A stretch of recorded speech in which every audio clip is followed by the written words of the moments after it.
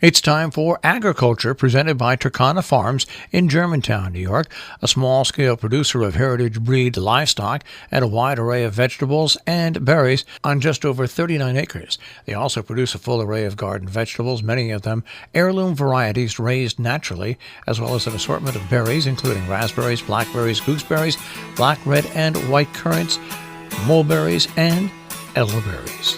And now, here's Mark Scherzer. If you're like me, you've been glued to the news of Ukraine for the last 10 days. We all know wars are great for news station ratings, and undoubtedly each of us reads or listens to that news through the prism of our own fixed ideas of how the world is ordered. Of course, I'm inspired by stories of valiant resistance by the Ukrainians, horrified by the disingenuous and reckless cruelty of Vladimir Putin, and betting on the results, that yet another dictator with too much power and insulated from perspective has set into motion his own destruction.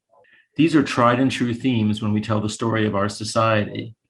But the stories I give priority to, the ones I find most intensely engaging, are the ones that recount the beginnings of yet another saga of human migration, of refugees seeking refuge.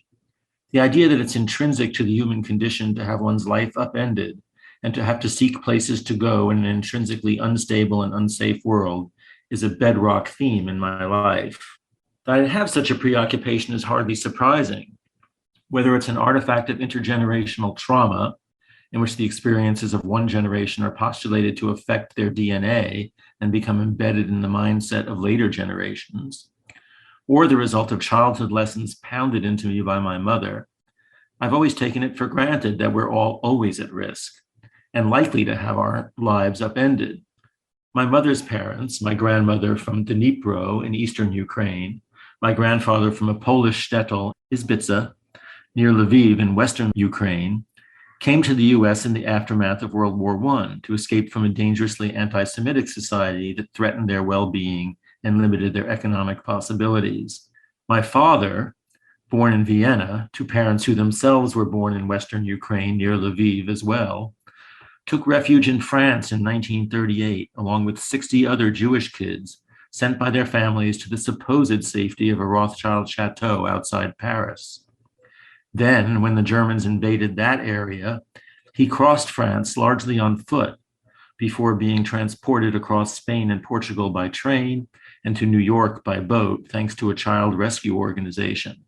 I grew up with the idea, carved into the Statue of Liberty, that America's purpose was to serve as the refuge for the world.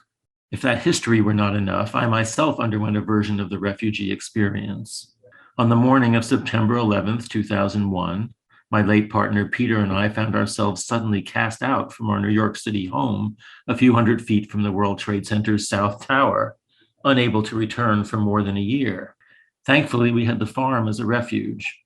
It was indeed that event and Peter's inability to pursue his old business, his rug inventory in the apartment being covered in ash and damaged, that led to the development of the farm as a going concern, a focus of Peter's otherwise unchanneled energy. Perhaps it was that history that protected me from being traumatized 2 years ago this week, when I, like several 100,000 other more fortunate New Yorkers, made the overnight decision to take refuge from the COVID-19 pandemic in our weekend homes. I already understood the farm to be my safe haven, one that I was by now well established in. And I had already once before been through an overnight dislocation from what I considered home. But events always unfold in ways that challenge our expectations. Reading with the mindset that farm equals refuge, I was brought up short when I read in a Washington Post story about Ukrainian refugees transferring through Lviv last week the following interview with an exiting Ukrainian farmer. I quote, "Nobody wants to leave their home," said the 55-year-old Anatoly, who wept as he told the story of their escape, leaving behind what he described as an idyllic, self-sufficient life on their farm with 150 cherry trees, 2 cows, 2 bulls, and 100 chickens. But getting his family to safety was more important. I started filling in the missing elements of the story in my mind. What about the welfare of the animals? Surely he cares about his cows, I thought. I imagine, or at least hope, he left them in the care of a neighbor. I move heaven and earth to make sure I have someone feeding the animals or something approximating their regular schedule whenever I need to go to the city to avoid them being hungry for more than a few hours. I thank my friend Steve, a stalwart volunteer, for filling in. I view myself as part of the animal ecology. I couldn't imagine how painful it would be to contemplate just leaving them to their own fates. And I also wondered what made this Ukrainian farmer feel he had to leave. Doesn't agriculture always have to go on?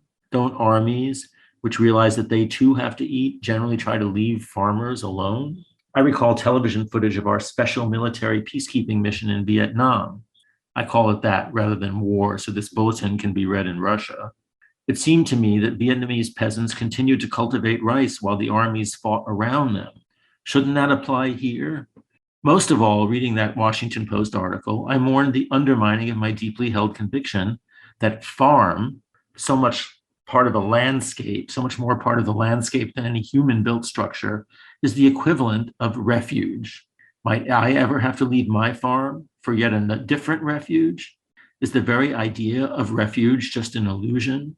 Are we humans, who seem to have an instinct to war, far more intrinsically at risk than even I have assumed? These terrorized Ukrainian civilians join millions of Afghans, Syrians, and others on the move, seeking safe haven.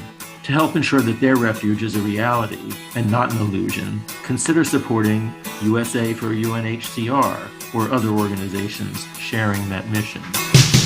Agriculture is underwritten by Turkana Farms, LLC, a small-scale producer of heritage-bred livestock and a wide array of vegetables and berries on just over 39 acres in Germantown, New York.